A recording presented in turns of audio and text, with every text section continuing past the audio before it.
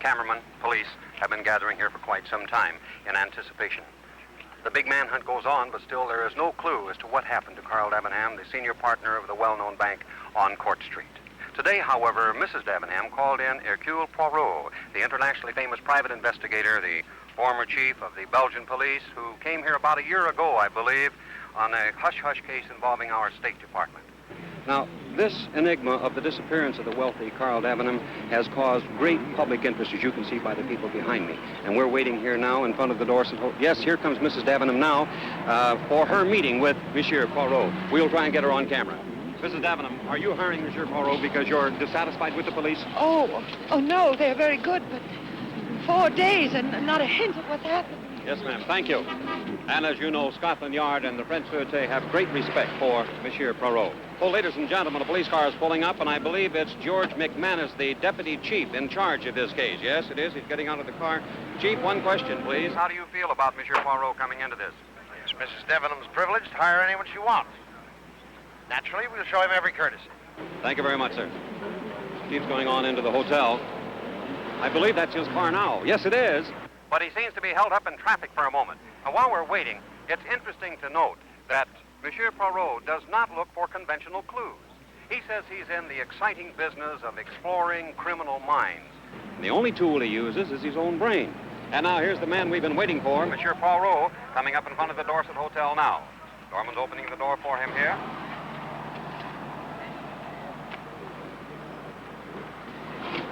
Good evening, sir. They're waiting for you in suite 3001. But a pointed question first. What makes you think that you can help in this case? What makes you think I can't?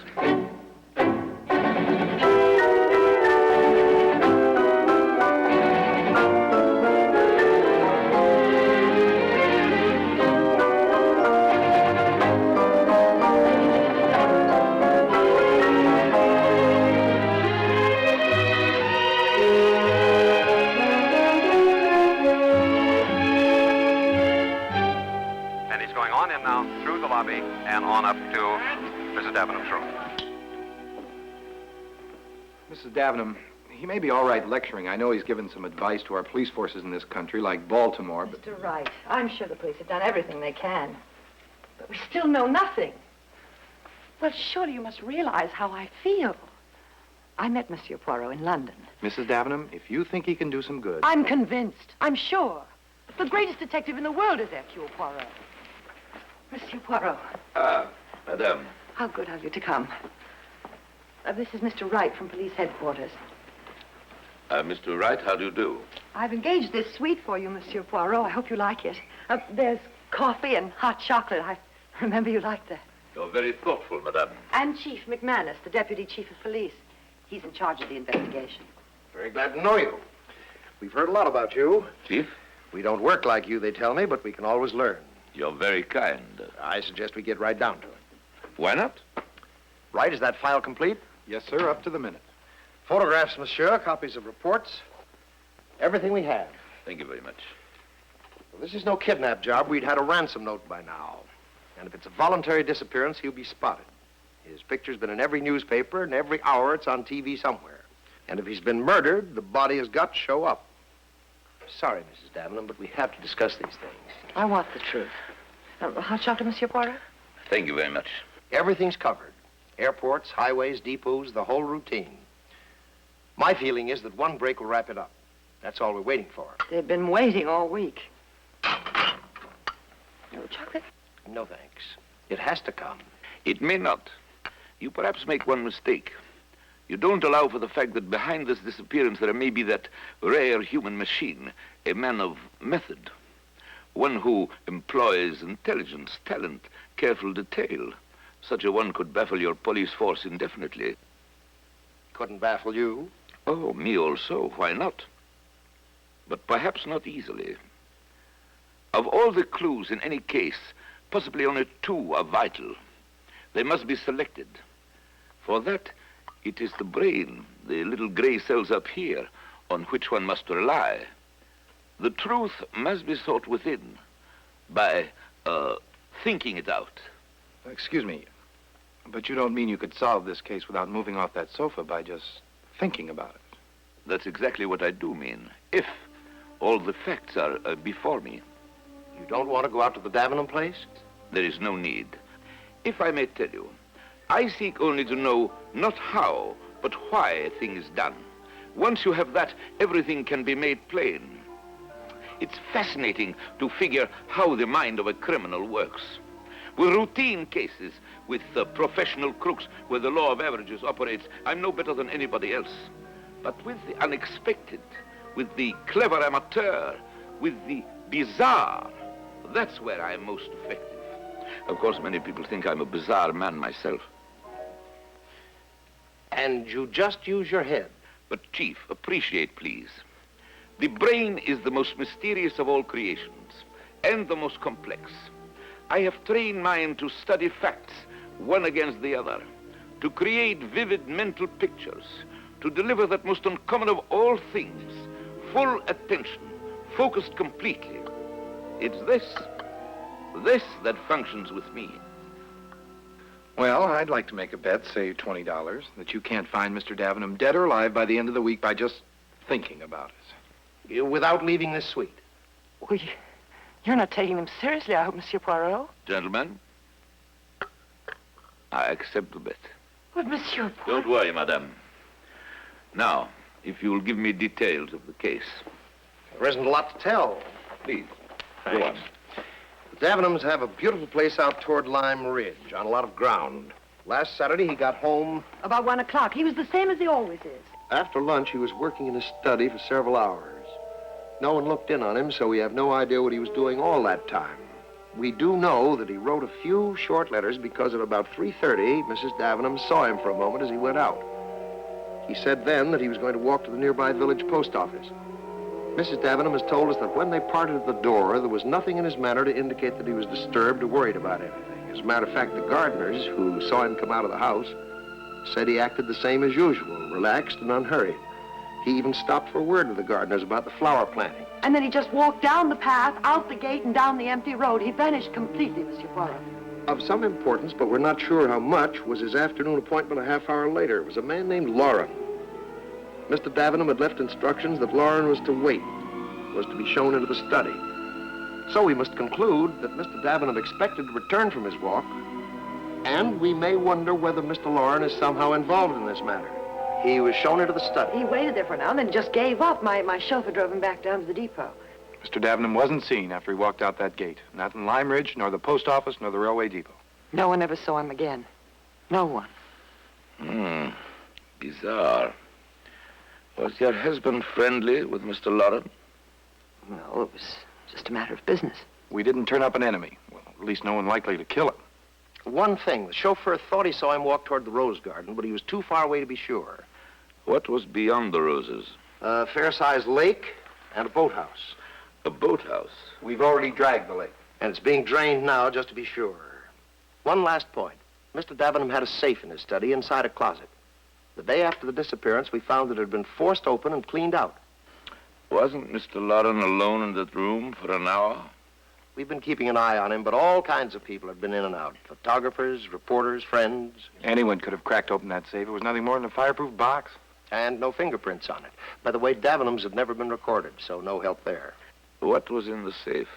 His partner, Mr. Salmon, figured there was about $250,000 in negotiable bonds and half that much again in cash. He had a big deal going. All the jewelry he gave me was in there, too. And he had a passion for jewelry. Every month or so, he'd pick up something. Blood rubies, pearls, diamonds of the first order. My husband loved me to wear jewels. He'd been collecting for 2 years. And that's about all we know. Clear as daylight to you, no doubt. On the contrary, most obscure. But when a case is clear as daylight, I mistrust it. It's Wednesday, sir. You have until Saturday night to collect your bet. You will let me know any developments. At once. And you keep in touch with Monsieur Poirot.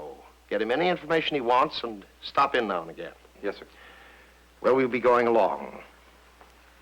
Goodbye, Mrs. Davinham. I'll be at the house if you need me. Nice meeting you. Great pleasure. I'll be in touch with you tomorrow when the lake is drained. Thank you. How are you going to accomplish anything shut up in this room? Surely you have to investigate something. It's not necessary. We have the records here. We know what happened. My task is to find the reason. And perhaps, madame, you are the best clue to that. If a husband disappears of his own will, You think he did? then a wife with a proper pride in herself, as you have, must feel humiliated. Madame, forgive me for asking, were you on good terms with your husband? I'm very fond of him. I always have been. And he loved me. But after he came back from South America, there was a difference. You think he found somebody else there? I think the difference may have some other cause. Oh, no. A woman can always tell. They like to think they can. But if he disappeared voluntarily, abandoning you without a word, without a thought, with no intention to ever see you again, then... You're wrong, Monsieur Poirot. Your feeling is understandable, madame. I'm sorry. This is a tragedy for you, however one looks at it. I suspect the tragedy will go deeper. Much deeper. And of one thing I am now certain. Forgive me. But when I take you to your husband, as in the end I'm sure I shall, he may be dead. But if he's not, you will wish that he were.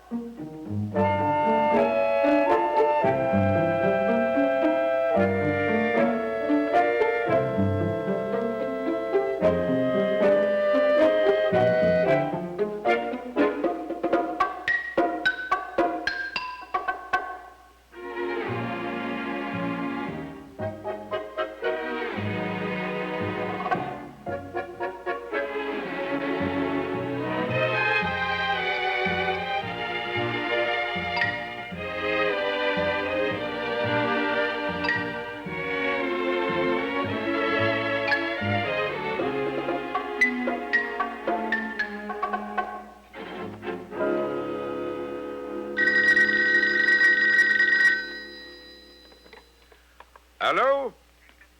Ah, Chief McManus, good afternoon. No, I'm very glad to talk to you. Oh, so the lake has been drained. Don't tell me you found his body in the mud, because I shan't believe you. We haven't found him, but we found his clothes, sunk under 12 feet of water by the boathouse. Everything was in his pockets. Billfold, ID cards, loose change, keys, wristwatch. Everything except the letters he wrote that Saturday afternoon. And we've arrested Lauren, the businessman who came to see him. A maid tipped us off. She was upstairs looking out a window. Lauren told us he stayed in the study all the time. She says he didn't. She watched him coming from the rose garden, and she saw him duck back into the house. So we picked him up this morning. Has Wright been in to see you? Well, something else has happened. He'll be along any moment to tell you about it. I said all we needed was a good break. Well, we're getting it now. Well, but you still haven't found Mr. Davinham, have you? We will. Listen, I've just discovered that there's a lime pit in the kiln across the lake. It looks like Lauren knocked Davinham off, hid his body in the boathouse until after dark, rowed him across the lake, and threw it in the lime pit. That's why he sunk the clothes. Things like plastic buttons, wristwatches, lime doesn't touch them. They remain as evidence after the body is gone. I'll call you if we find him in the lime pit. Goodbye. Hello, Chief. 1 moment, please. I would like to know, did Mrs. Davinham and her husband share the same bedroom? Ask the servants. Don't ask her. Are you kidding? No, I'm not kidding. I want to know. All right, Chief. Thank you very much. Goodbye. Do you know why I asked that question about the bedroom? No, but you probably have your reasons. I want to be frank with you. I've heard your criminology lectures, and I don't agree with your idea. Keep an open mind, my friend. I am not staying in this hotel bedroom just to prove how clever I am. Only to show that what I do is an extension, a development beyond ordinary police work. Do you know what Chief McManus found in the lake? All Davinham's clothes, weighted down and sunk in deep water. Everything in his pockets except those letters he wrote. He didn't leave them in his study. He didn't mail them. Perhaps he didn't write them at all.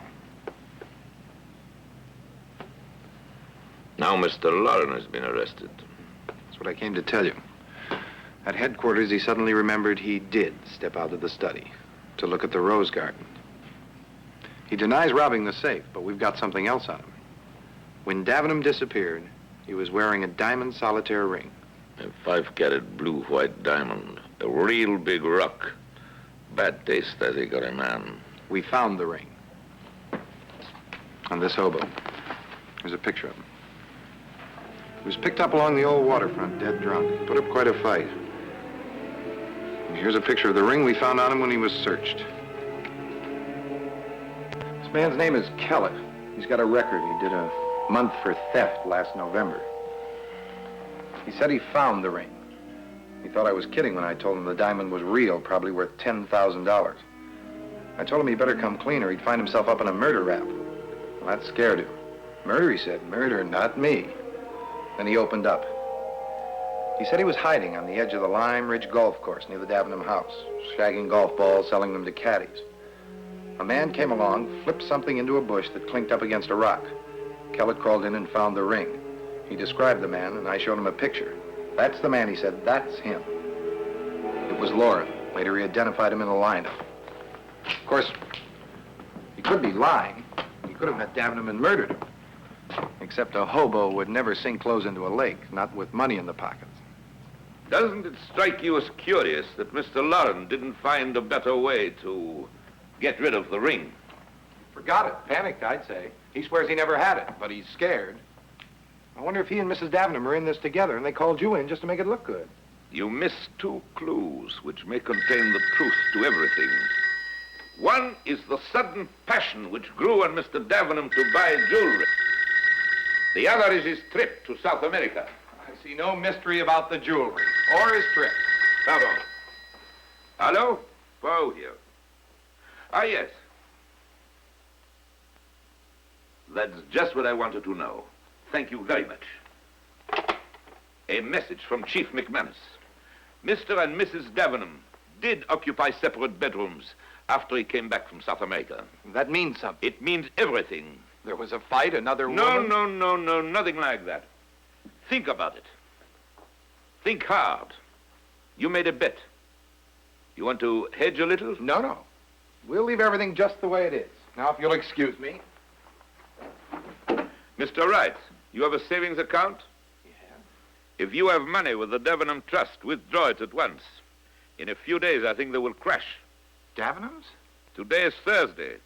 By the end of the week, you will see if I am right.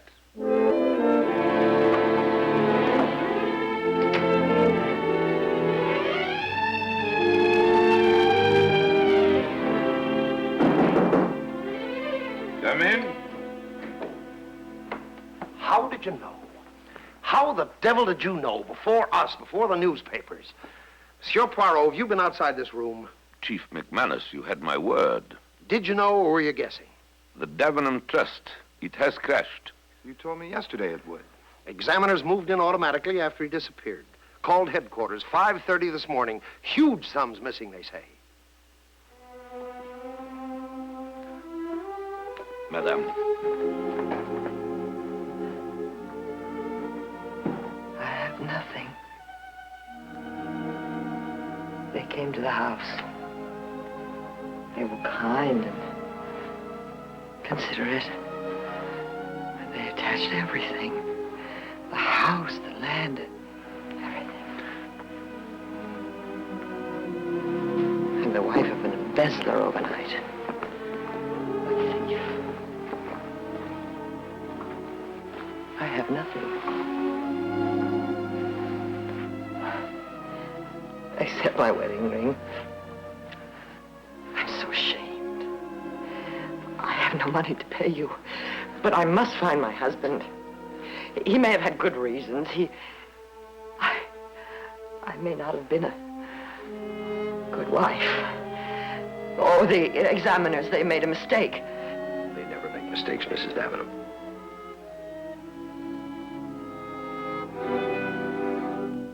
How did you know yesterday what nobody knew until now? Madame, the contents of your husband's safe, those jewels he had been buying, for you, he said. He put them where he could get at them.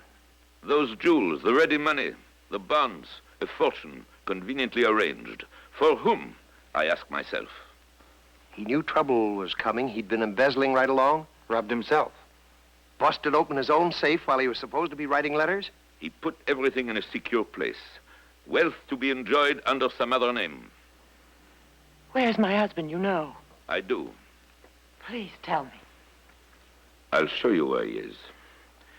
It's most ingenious. And on the way, I will take you to the man who knows where the valuables from the safe are hidden. And all your jewelry. If you were in Mr. Davenham's position, where would you hide? Well, someplace where you think nobody would look, and naturally, you would require a disguise. Last fall, madame, your husband arranged a clever hiding place and tested his disguise. When he came back to you, he was wearing a perruque, a wig. Pardon, but he had so cut and changed his coiffure that when he came back, he had to wear a lot of false hair. To sleep in a wig is not easy. It invites detection, so separate bedrooms. Ah, we're there. Police headquarters.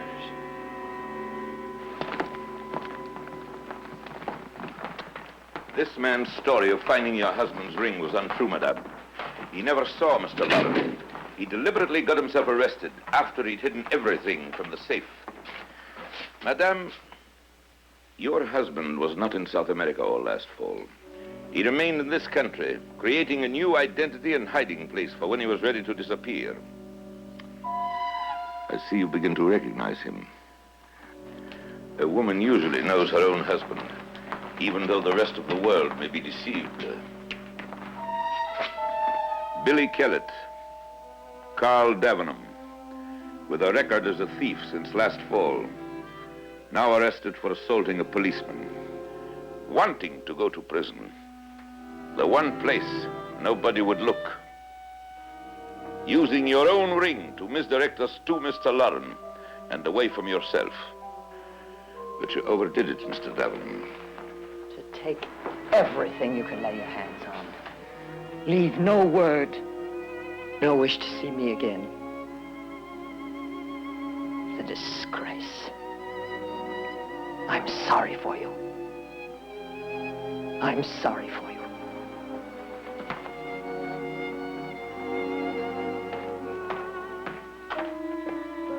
What a tragedy for Madame.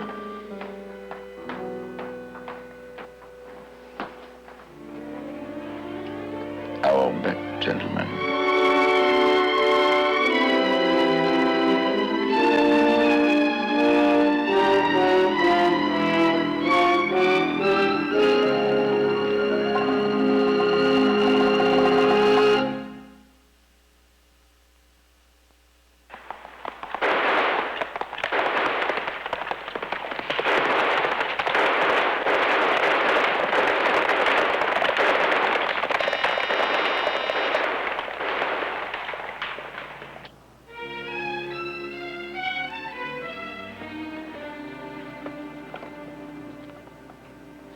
Hello? Yes, it is. Where? Oh, Palm Beach, yes. I'll be very glad to talk to him. Hello? Yes, it is. 3 murders. Bizarre. Yes, I can come almost at once. I tell you, I'll call you back when I'm ready to leave. Thank you very much. Goodbye.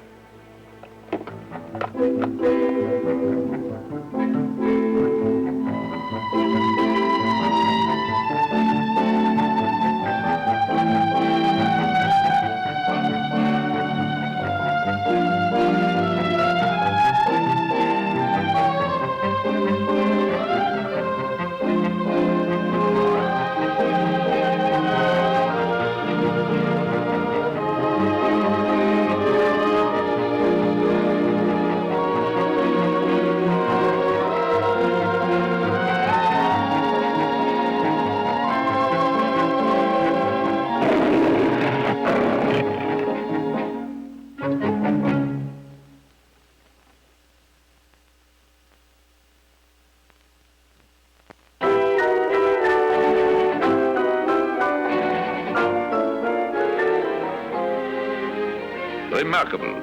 Fantastic, is it not? Think of it, if you will. Agatha Christie's books have been translated into more languages than those of any other modern author. The world's greatest living mystery writer. And in this series will be everything which has made our story sell by the tens of millions in every country in the world. In all of them, there is one character who stands out above all others. Modesty, which I normally dislike, forbids my saying who that is. As you can see, a treasury of stories and cases on which to draw. Of those which come immediately to mind is one quite delightful, where the key to the crime was a crude rope, but the neck it encircled was so slim and lovely.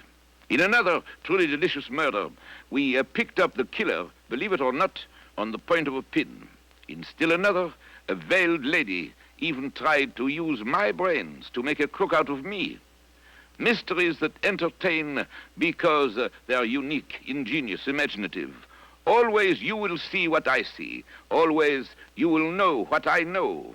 Provocative puzzles to stimulate your little gray cells as they do mine. And all taking place here in America, which delights me. I have been in this country more than a year, and I am still enthralled with everything. Your customs, your clever slang, and with all respect, you do have the most interesting crimes.